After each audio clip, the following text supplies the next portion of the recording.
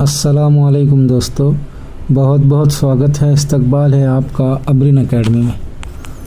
आज की वीडियो उन तमाम तलबा व तालिबात के लिए है जो 10वीं जमात के बाद तालीम जारी रखना चाहते हैं और उनका ख्वाब है कि वो मुस्तकबिल में एक कामयाब उस्ताद बने। तो आइए जानते हैं कि ये मुकम्मल रास्ता क्या है और किन मराहिल से आपको गुज़रना होगा। सबसे पहले तो ये समझ लीजिए कि टीचर जो है तो वो कौन कौन से होते हैं। टीचर 3 तरह के होते हैं। एक प्राइमरी टीचर होता है, एक टीजीटी होता है यानी ट्रेन ग्रेजुएट टीचर, और एक होता है पीजीटी यानी पोस्ट ग्रेजुएट टीचर। जो प्राइमरी टीचर होता है वो पहली क्लास से लेकर 5वीं क्लास तक पढ़ाता है। ट्रेन ग्रेजुएट टीचर जो होता है वो 6ठी क्लास से लेकर 10वीं क्लास तक पढ़ाता है। और पोस्ट ग्रेजुएट टीचर जो होता है वो 11th और 12th क्लास के बच्चों को पढ़ाता है। तो एक एक करके हम समझते हैं। सबसे पहले तो आपको क्या करना होगा, 10वीं जमात के बाद आपको आगे की तालीम के लिए किसी एक शोबे का इंतखाब करना होगा, जैसे कि आर्ट्स और साइंस। अगर आपका मकसद प्राइमरी स्कूल में पढ़ाना है तो आप आर्ट्स भी मुंतखब कर सकते हैं, लेकिन अगर आप साइंस या रियाजी के उस्ताद बनना चाहते हैं तो साइंस लेना बेहतर होगा। तो 11th और 12th में आपको आर्ट्स या साइंस दोनों में से किसी एक को चुनकर जो है तो किसी एक शोबे को चुनकर आपको अपना 11-12 कंप्लीट करना है।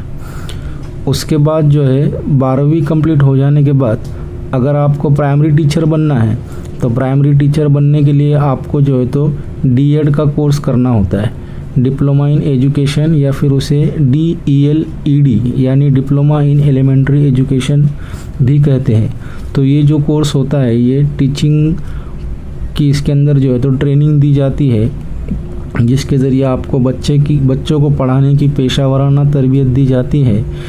ये कोर्स मुकम्मल करने के बाद आप प्राइमरी सतह यानी कि पहली से 5वीं के उस्ताद बन सकते हैं। ये कोर्स जो है तो 2 साल का होता है। अब इस कोर्स को मुकम्मल करने के बाद आपको जो है तो TET का एग्ज़ाम देना पड़ता है, टीचर एलिजिबिलिटी टेस्ट जिसको कहते हैं। इस इम्तिहान में कामयाब होने के बाद आप एक प्राइमरी टीचर जो है तो बन सकते हैं।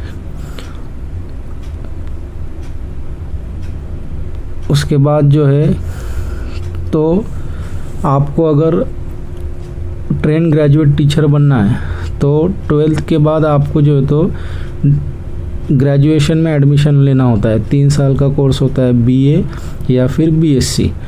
अब अगर आपको लैंग्वेज का यानी उर्दू, हिंदी, मराठी, अंग्रेज़ी या फिर सोशल साइंस का अगर आपको टीचर बनना है तो आप BA में दाखिला ले सकते हो।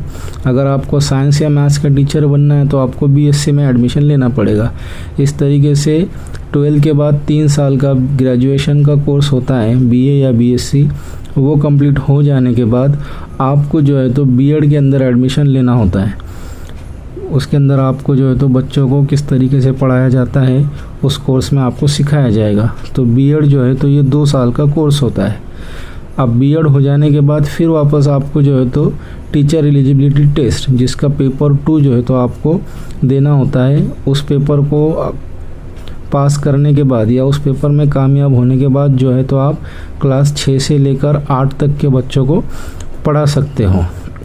इस तरह से आप ट्रेन ग्रेजुएट टीचर, BSc और उसके बाद 2 साल का डिप्लोमा B.Ed करने के बाद जो है तो आप 6 से लेकर 8 तक TET का पेपर 2 कामयाब होने के बाद आप जो है तो 6 से लेकर 8 तक के बच्चों को पढ़ा सकते हो।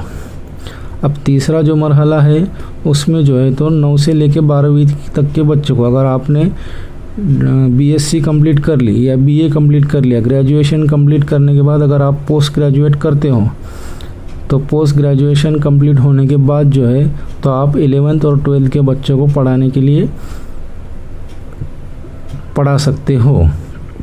इस तरीके से आपको जो है तो 9 to 12 अगर पढ़ाना है, 9वीं, 10वीं, 11वीं और 12वीं के बच्चों को अगर पढ़ाना है तो आपको teacher aptitude and intelligent test यानी कि टेट का एग्ज़ाम जो है तो आपको क्वालिफाई करना पड़ता है।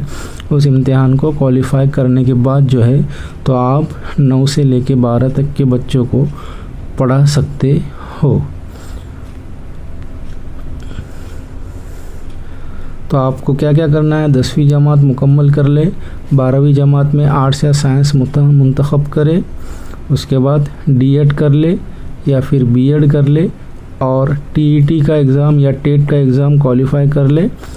इस तरह से आप जो है तो एक उस्ताद बन सकते हैं।